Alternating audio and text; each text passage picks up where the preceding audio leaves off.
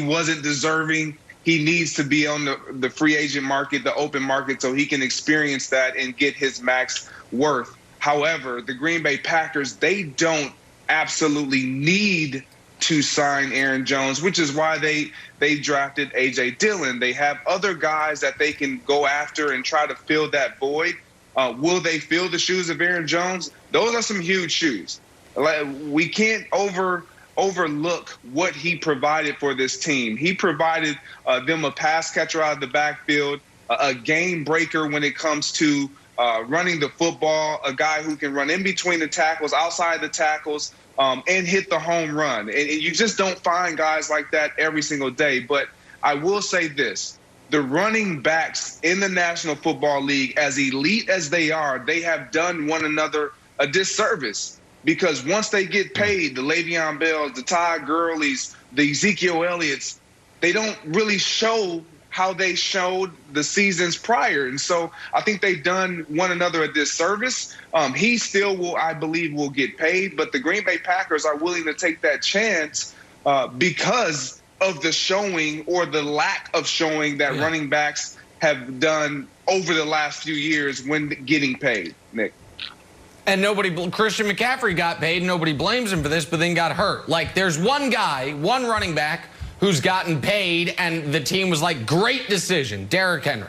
Derrick Henry is carrying the flag for paying running backs almost by himself.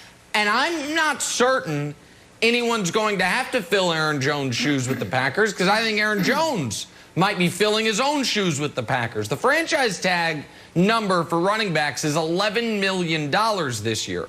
I think the Packers might believe we might be able to get Aaron Jones on a multi-year deal that averages less than $11 million, and he can get some more long-term security, and we can have a lower cap figure early on. So I'm not certain he's leaving. I think there's going to be a lot of teams hesitant to pay big money to running backs not named Derrick Henry. And so I'm going to have a wait-and-see approach on this one, at least for the time being, because I think he might be back. I also do believe, whether the Packers want to do this or not, Odell Beckham Jr. is there for the taking. If the Packers really want to make a statement, they call up Cleveland, they offer Cleveland their first-round pick, and they get Odell Beckham Jr. Odell's on an incredibly reasonable contract. If he's not in Cleveland, I can tell you he would not be displeased to be traded to Green Bay despite the weather and the market. And that is a way to show Aaron Rodgers, we are all in on you for however much time you have left. So to me, this is a TBD as far as grading the Packers on the Aaron Jones decision. In part, Brandon, because I think he might be back anyway, and in part because they might be trying to keep their powder dry for a bigger move that has to do on the offensive side of the ball. Nick, resident GM, I like Odell in Green Bay with Aaron Rodgers. I like this, and he could be there for really cheap, so go get it done. But this whole Aaron Jones thing, come on, man. The tone was set. What happened right after the season? You had your guy, Aaron Rodgers, go on, what was it, the Pat McAfee show, and he said, look, my guys, big fella talking about Mercedes Lewis, and then he went on to say Aaron Jones. Like, we're all affected by this. We need to get this right, basically. Right. And for an entire week, everybody in sports was talking about, oh, my goodness, is Aaron Rodgers, is he leaving? Is there a breakup? Is there a divorce coming? And then all of a sudden, they nipped it in the bud. So what's happening in Seattle between Pete Carroll and Russell Wilson, where it's this ongoing saga, it didn't happen here because Aaron Rodgers set the tone and said, I want my guys. Don't botch this offseason like you botched it last year. So this guy will be back. Mercedes Lewis, he said he want that guy back, and they're going to get it right. So for that reason, you know, we know what's going to happen here. Aaron Jones, last year, 11 touchdowns. The year before, 19 touchdowns. And I'm going to steal Coach Mangini's line, and I'm going to make it my own. Chemistry and continuity is everything. You can go get a Chris Carson. You can go get another running back, but it's not Aaron Jones. He doesn't know his body language. He doesn't know, how he likes the ball, where he wants it, how he's going to come out the backfield. Can I trust this guy that he's going to pick up the mic? He's going to pick up the nickel to wheel blitz? Come on, get it done. Don't botch this offseason, Wilds. Yeah, so I think Aaron Jones will be back with the Packers, but I want to dig in to what Nick said about Odell. Greg, do you think that Aaron Rodgers needs to be even more vocal? Like he's not passive aggressive, but he's subtle in like, oh, we've never drafted a wide receiver in the first round. Do you think he just straight up needs to say, like, we need to go out and get a player like Odell Beckham? No, he doesn't need to say it because it's evident. Like, everyone knows it. And he said it to a degree, like Brandon alluded to. Like, he knows where he's at in his career.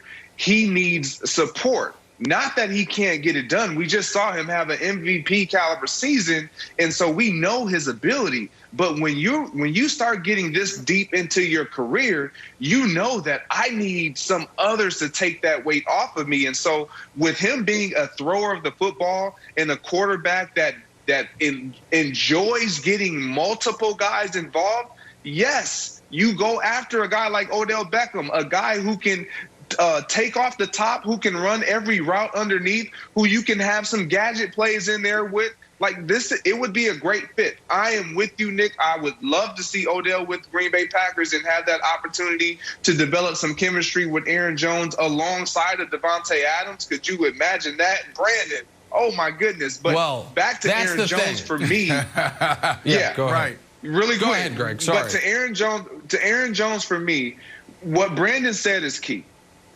The continuity and the chemistry that they have already and the relationships that are built. I think that's why you hear Aaron Rodgers speaking out so boldly about what he desires as far as his future. Because when he was younger, that's not what we don't do that type of stuff when we're younger, because we feel like I got time, it'll happen, things will evolve. But right now where Aaron Rodgers sits, he wants to see things change in his favor, because he knows if it changes in his favor, it's going to be for the betterment of the organization and the team. And if there's one spot that we have very recent evidence that you don't necessarily have to have continuity, you can insert a piece and have immediate success, it's star receiver. Stephon Diggs and Josh Allen had no relationship. They had an amazing season. DeAndre Hopkins and Kyler Murray had no relationship. They had an amazing season because the talent was at such a high level from the receiver position, and obviously Rodgers better quarterback than Josh Allen or Kyler. No disrespect to either of those players. And, Jen, I would add this. Last year, the Packers spent a first-round draft pick on a guy they never hoped to play last season. If this year they spent a first-round draft pick on a guy who would be an instant impact as opposed to a rookie they're going to have to slowly bring along, it kind of undoes maybe some of those. Yeah, in Odell, that's what I mean. You spent a first-round pick on Odell, I don't think they need to give up a on the field. Okay, well, whatever you. I think a first gets it done for sure. Maybe you can get him for cheaper. Point is, would make an instant impact, unlike a rookie who probably you have to slowly bring along in an offense. Right. All right, well, the Packers deciding not to franchise tag the NFL's fourth leading rusher 2020. Possible free agent come next week. Aaron Rodgers took home MVP honors this year. Could Dak Prescott be the most valuable player next season? We head to Dallas next. Thank you, Greg. First things first. A 2 and a 4.